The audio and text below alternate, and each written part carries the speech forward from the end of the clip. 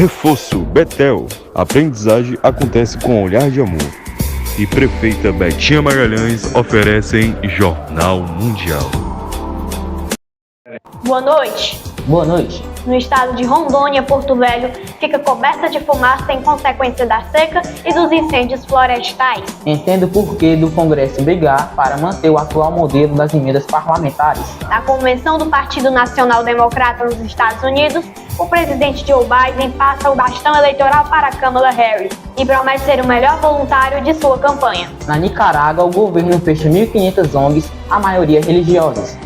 O JM traz hoje a biografia dos candidatos à Prefeitura de São Paulo. E o brilho da superlua azul em São Paulo e no Oriente Médio. O Jornal Mundial começa agora.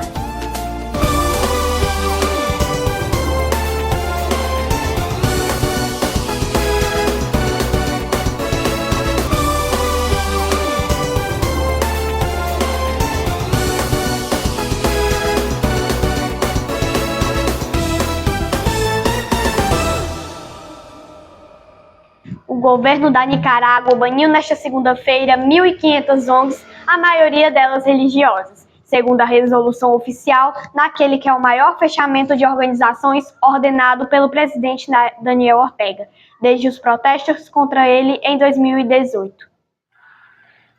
O governo nicaragüense baniu 1.500 organizações não governamentais nesta segunda-feira. O ministro do Interior tomou esta decisão argumentando que as organizações, majoritariamente religiosas, não reportaram as suas demonstrações financeiras por períodos entre 1 e 35 anos e os seus bens serão penhorados pelo Estado. A resolução oficial representa o maior fechamento de ONGs ordenado pelo presidente Daniel Ortega desde os protestos contra ele, que deixaram mais de 300 mortos em 3 meses há 6 anos. O fechamento sem precedentes de ONGs eleva para mais de 5.100 as organizações civis encerradas pelo governo desde 2018. Além das entidades religiosas, foram anulados os estatutos jurídicos de inúmeras sociedades beneficentes, clubes rotários e de xadrez, associações esportivas, pequenos comerciantes, associações rurais e de aposentados. A Cruz Vermelha da Nicarágua também foi fechada, assim como as organizações indígenas e de ex-combatentes da luta entre o governo sandinista e os rebeldes chamados Contras, na década de 1980. Na última sexta-feira, o governo emitiu um regulamento controverso que obriga as ONGs a trabalhar apenas em alianças de associação com entidades estatais. Ortega afirma que a igreja apoiou os protestos antigovernamentais de 2018, que ele descreve como uma tentativa de golpe de Estado, patrocinado por Washington. O governo da Nicarágua também fechou estações de rádio e universidades católicas, enquanto dezenas de padres foram detidos e forçados ao exílio. O presidente dos Estados Unidos, Joe Biden, prometeu na Convenção Nacional Democrata em Chicago ser o melhor voluntário para a campanha presidencial de Kamala Harris contra o republicano Donald Trump. Com este abraço, o presidente dos Estados Unidos, Joe Biden, passou o bastão eleitoral à vice-presidente Kamala Harris para concorrer à Casa Branca. Biden, que desistiu de tentar a reeleição há um mês, prometeu diante de milhares de pessoas que se reuniram em Chicago para a Convenção Nacional Democrata ser o melhor voluntário para a campanha de Harris contra o republicano Donald Trump. Ela é durona, tem experiência e uma integridade tremenda. O discurso enérgico de Biden teve momentos de nostalgia e relembrou décadas de vida política. Foi a honra da minha vida servir como seu presidente. Adoro o trabalho, mas amo ainda mais o meu país. Antes, Harry iniciou a convenção agradecendo a Biden por sua gestão e liderança. Joe, obrigado por sua liderança histórica, por uma vida inteira de serviço à nossa nação e por tudo que você continuará fazendo. Seremos eternamente gratos a você. A nomeação é um marco na carreira de Harris e encerra um dos meses mais agitados da política americana. A vice-presidente assumiu a posição depois que Biden parou a corrida por um segundo mandato, ao ser pressionado por sua idade avançada. A advogada, de 59 anos, revitalizou o Partido Democrata, quando muitos começavam a se conformar com a possível derrota. Houve discursos emocionantes durante a noite de abertura da convenção.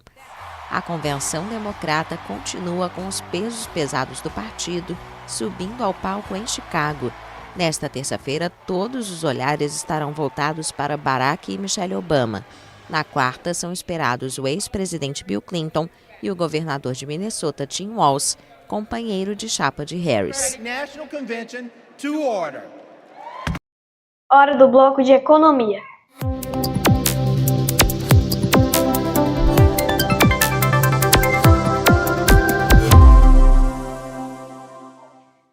Marcelo Marques está aqui para trazer as informações. Boa noite, Marcelo. O que você traz hoje? Oi, Vitória. Boa noite para você, para o Pedro. Boa noite a todos. Vamos falar então agora de economia. O principal índice acionário da Bolsa de Valores brasileira do Ibovespa, a B3, operou em baixa na manhã desta terça-feira, mas passou a subir e no fechamento caiu um novo recorde. Os investidores continuam atentos e otimistas com o cenário de juros dos Estados Unidos. A expectativa é que o Federal Reserve, que é o Fed, o Banco Central Americano, comece a cortar a taxa de juros americana, o que beneficia os investimentos em bolsa. Nas últimas semanas, os mercados em todo o Brasil e em todo o mundo estão animados. Ontem, o Ibovespa registrou o seu recorde histórico de fechamento e zerou as perdas acumuladas em 2024. O clima continua positivo, enquanto duas ações nos próximos dias podem trazer ainda mais clareza sobre quais serão os próximos passos do Fed em relação aos juros nos Estados Unidos. Na quarta-feira, a instituição divulgou a ata de sua última reunião, que traz mais informações sobre o que os dirigentes estão monitorando e pensando sobre a economia, e se realmente deveriam cortar as taxas. No cenário interno, os investidores repercutem as falas de autoridades. O ministro da Fazenda, Fernando Haddad, e o presidente do Banco Central, Roberto Campos Neto, discursaram em uma convenção do Banco BTG Pactual. As declarações de Campos Neto, em especial, colaboraram com o avanço do dólar. O ministro da Fazenda, Fernando Haddad, defendeu mais uma vez nesta terça-feira que a revisão dos programas sociais estudados pelo governo tem o objetivo de controlar os gastos públicos, enquanto garante que os benefícios cheguem à população que necessita de auxílios. O ministro disse que a equipe econômica apresenta possibilidades de correção nos programas sociais ao presidente Luiz Inácio Lula da Silva, não apenas para ajustar as contas públicas, mas também para que as atividades econômicas não sejam impactadas por uma falha no gerenciamento dos benefícios. Os ministérios da Fazenda, Planejamento e Previdência estudaram medidas de atualização de cadastro e pentes finos em benefícios, para que programas como o Bolsa Família e o Benefício de Prestação Continuada, o BPC, sejam restritos a quem realmente precisa. A gente se vê logo mais na previsão. Vitória. Obrigada, Marcelo. Até já na previsão. A capital de Rondônia, Porto Velho, está envolta em fumaça. A região enfrenta as consequências da seca e dos incêndios florestais. Está difícil respirar em Porto Velho. A capital do estado de Rondônia está envolta em fumaça em meio à seca e aos vários incêndios florestais. Essa fumaça está acabando com o nosso nariz, dificuldade para respirar. E isso. E o que tem que fazer? Beber muita água e se proteger. E ligar o umidificador em casa, com certeza. Tá complicado o negócio dessa fumaça aí. Todo mundo tá ruim, ainda mais quem tem problema respiratório. E o que faz para amenizar? Rapaz, se Deus mandar uma chuva aí é bom para nós. Mandar uma chuva boa mesmo. E também o povo parar de fazer queimada. Vai ajudar muito. O estado de Rondônia, na região norte do Brasil, tem os piores índices de qualidade do ar do país. A Prefeitura de Porto Velho anunciou que está intensificando as ações de combate às queimadas no município e distritos. Os infratores podem pagar multa e pegar até 4 anos de prisão se forem enquadrados na Lei de Crime Ambiental. O tempo do verão, o pior tempo de fumaça está sendo esse ano. Está sendo o pior tempo. E o que o senhor faz para amenizar essa situação assim? É evitar colocar fogo, né? Fazer fogo. A gente não faz, mas só que é mais pro lado aí da área rural, né? O pessoal mete fogo em pasto, mete fogo em... E tá muito ruim para respirar aqui? Tá horrível. Ontem à noite eu acordei meia-noite e o meu olho tava tudo ardendo, a fumaça dentro de casa.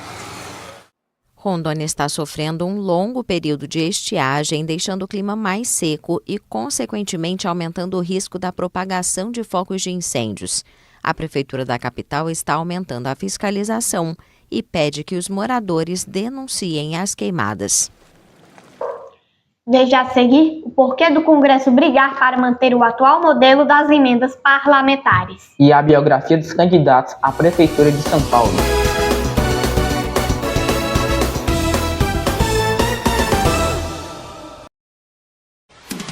Jornal Mundial é patrocinado por Prefeita Betinha Magalhães, Ebert Importados, a loja mais amada de Camusim, e Reforço Betel.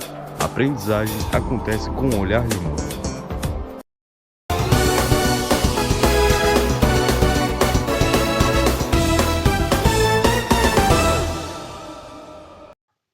O Jornal Mundial está trazendo a biografia dos candidatos à prefeitura das principais capitais do Brasil. Hoje é o de São Paulo. Vamos conversar com Caio Teles, onde ele traz as informações. Boa noite, Caio. Oi, Vitória, Pedro Lucas, boa noite. Para falar de eleição, Prefeitura de São Paulo. Ela conta com 10 candidatos. As candidaturas foram oficializadas, como vocês já sabem, em convenções partidárias. E bora conferir os candidatos por ordem alfabética. Altino Prazeres, de 57 anos. Ele é candidato à Prefeitura de São Paulo pelo PSTU natural de São Luís do Maranhão. É operador de trem de metrô de São Paulo. Ele foi presidente do Sindicato dos Metroviários por 2 gestões. Ele é formado em matemática pela Universidade de São Paulo, a USP.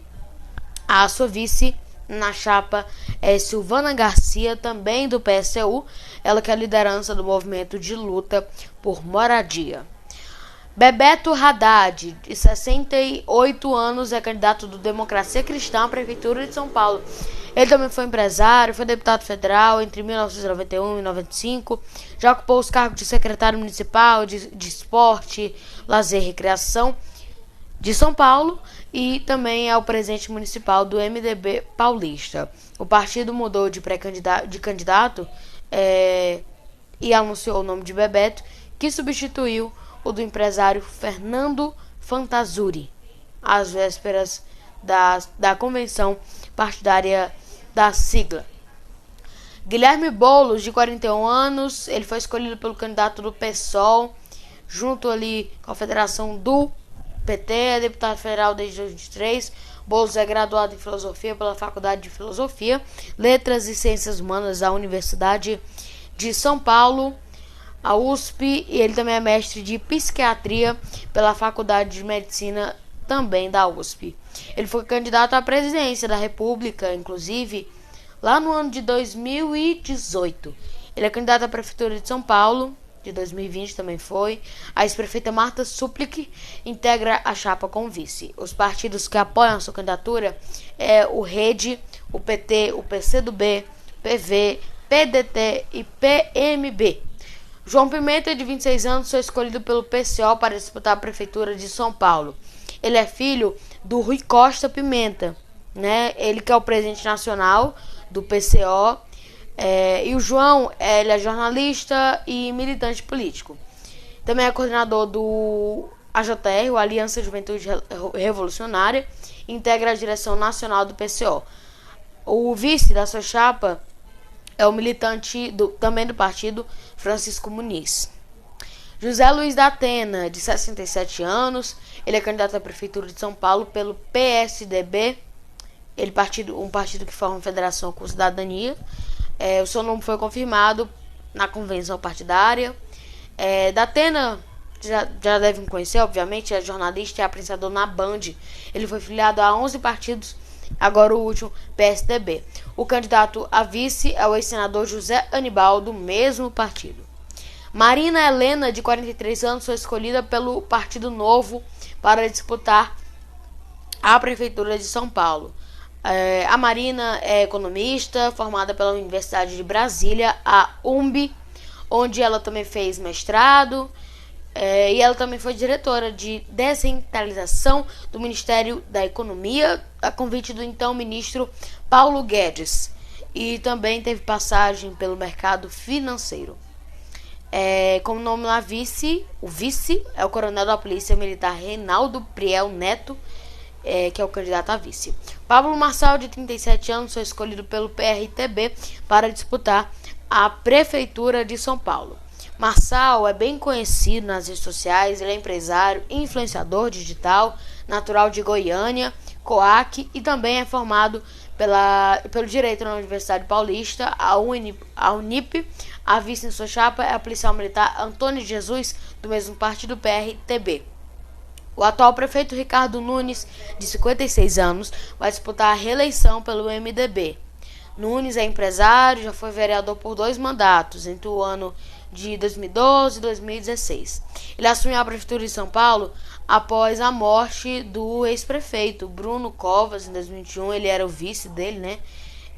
Ele chegou a cursar Direito no Centro Universitário de Faculdades Metropolitanas, Unidas, mas ele não concluiu a formação. O ex-coronel da Polícia Militar, Ricardo de Melo Araújo, integra a chapa como vice. Os partidos que estão apoiando a candidatura do Ricardo são PL, PP, PSD, Republicanos, Podemos, Avante, Solidariedade, PRD, Agir, Mobiliza, União Brasil e o MDB. Ricardo Senese, 37 anos, é candidato pelo UP. Seu nome é confirmado em convenção do partido. Ele é operador de transporte metroviário e também é militante político. Ele já foi diretor da União Nacional dos Estudantes, a UNE, e militante do movimento estudantil. A que está integrando nossa chapa como vice é Júlia Soares, coordenadora nacional do movimento das mulheres, Olga Benário.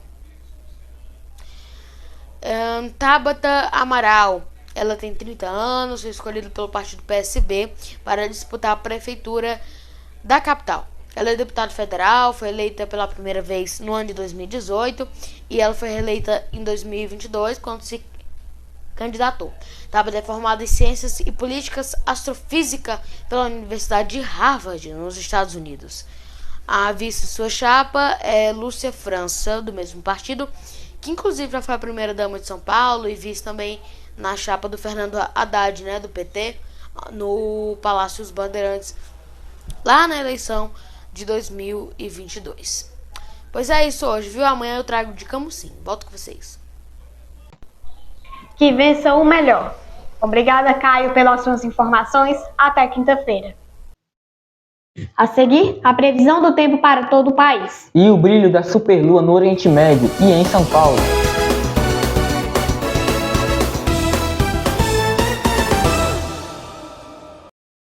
Jornal Mundial. Oferecimento Ebert Importados, a loja mais amada de Camusim. Reforço Betel. A aprendizagem acontece com olhar de amor. É a nossa querida prefeita Betinha Magalhães.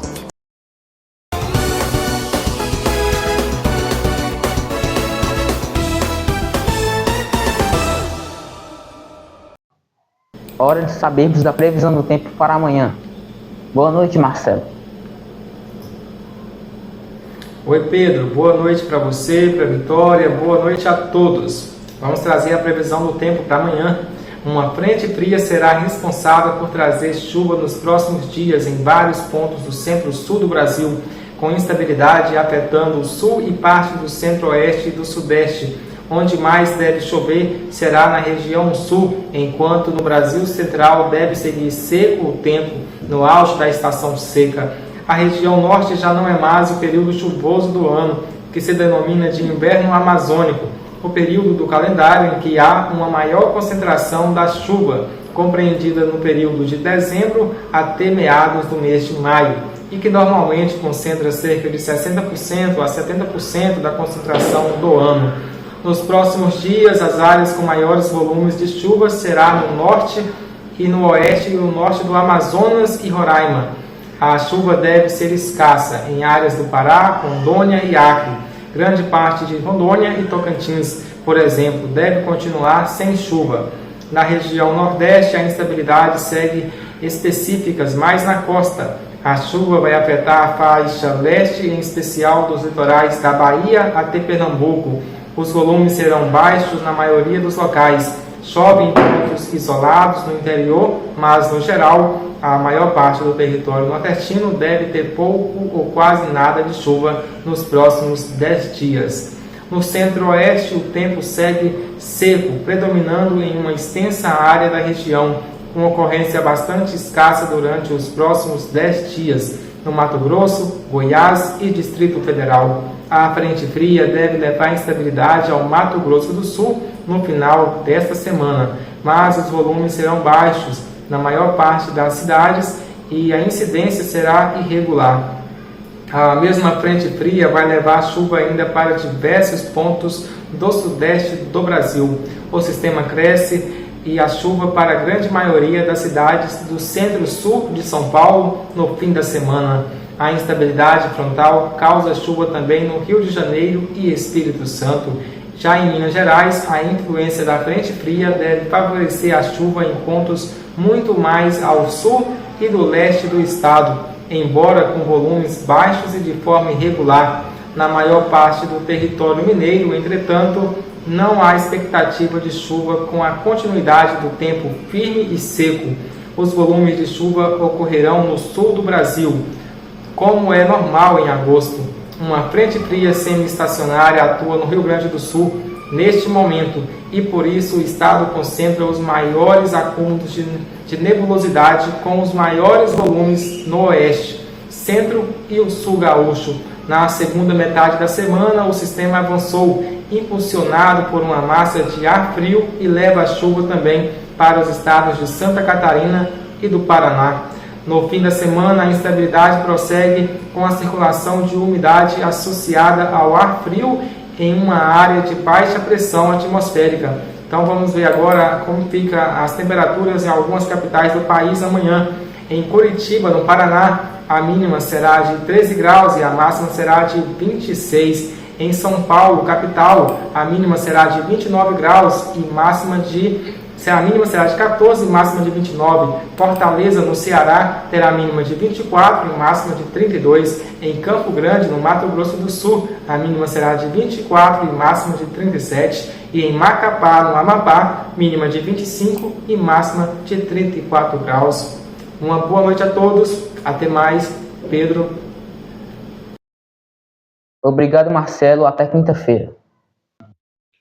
O Congresso Nacional quer manter o atual modelo das emendas parlamentares, enquanto o Supremo Tribunal Federal está exigindo mais transparência na execução. A reportagem é de Rodrigo Jesus.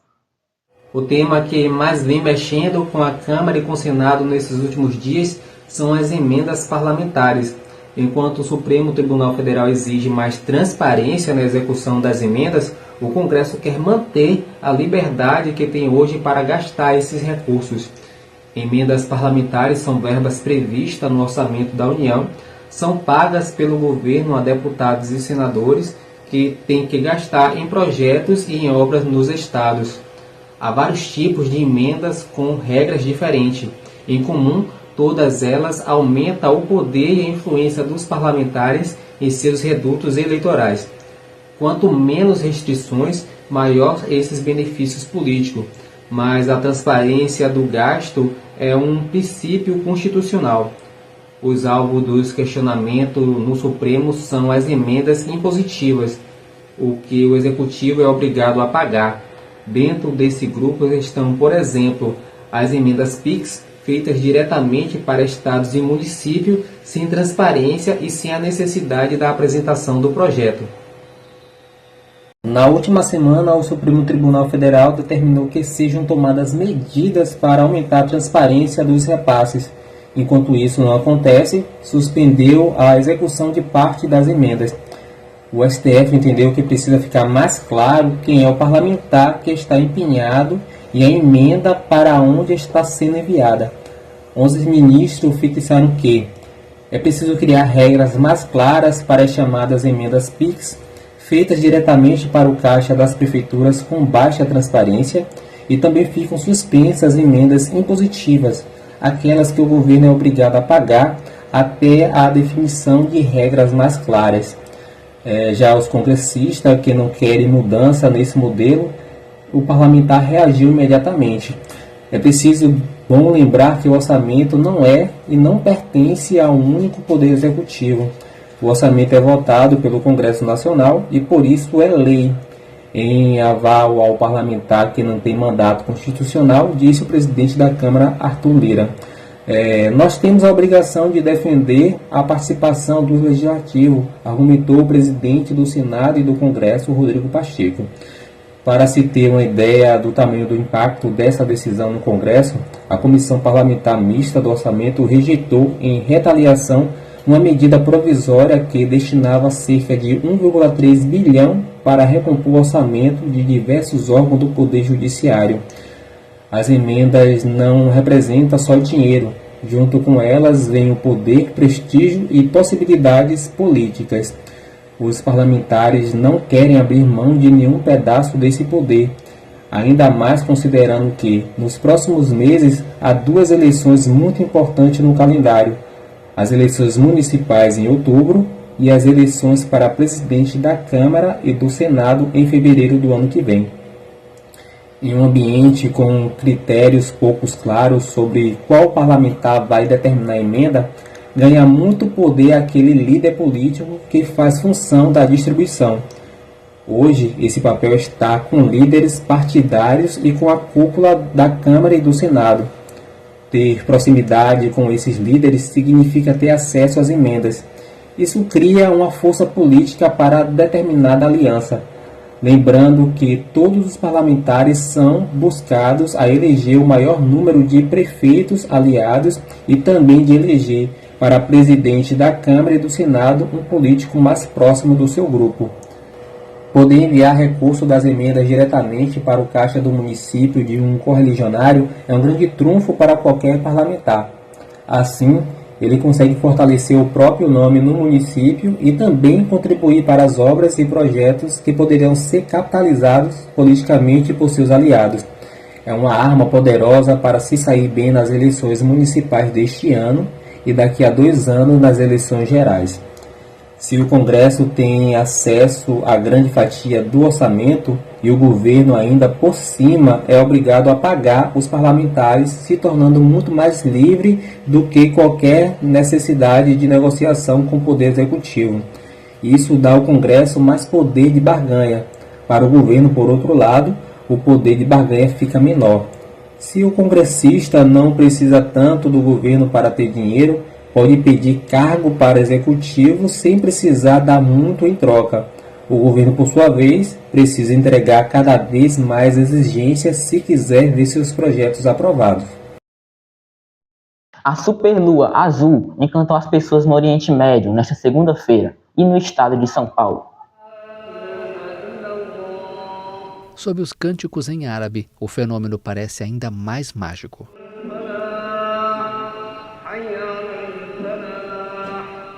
Grande parte do mundo, inclusive o Brasil, testemunham entre esta segunda-feira e terça-feira a superlua azul. Na cidade velha de Jerusalém, o Domo da Rocha, ou Monte do Templo, local sagrado para muçulmanos e judeus, foi iluminado pelo espetáculo astronômico, que ocorre a partir da combinação de 2 fenômenos.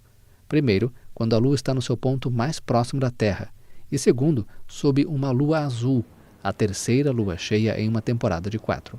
Embora esse raro evento cósmico geralmente apareça uma vez a cada 10 anos, a NASA garante que também houve uma superlua azul em agosto do ano passado. Apesar do apelido, a lua não fica azul, e sim mais brilhante. E o momento não foi registrado até agora apenas em Israel. No Líbano, o fenômeno encantou os monumentos da capital Beirute.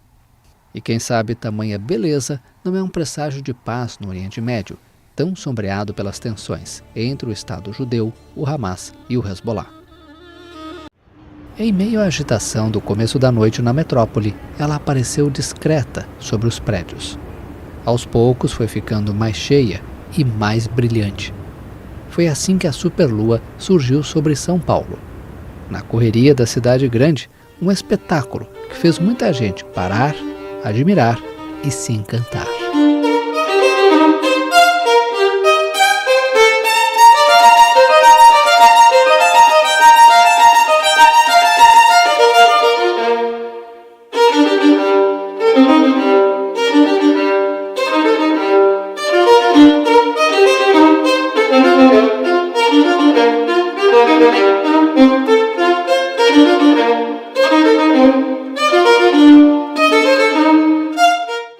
Um fenômeno lindo, hein? Verdade, impressionante. O Jornal Mundial de hoje termina por aqui. Para rever nossas reportagens, volte o vídeo aqui no YouTube e não se esqueça de seguir a nossa página lá no Instagram, TV Mundial Oficial. Boa noite. Boa noite, até quinta-feira.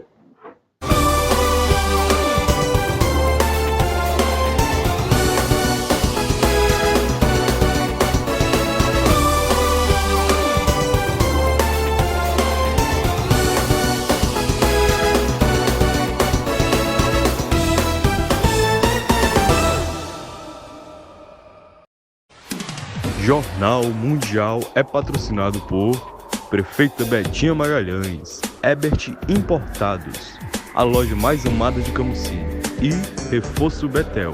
A aprendizagem acontece com um olhar de mão.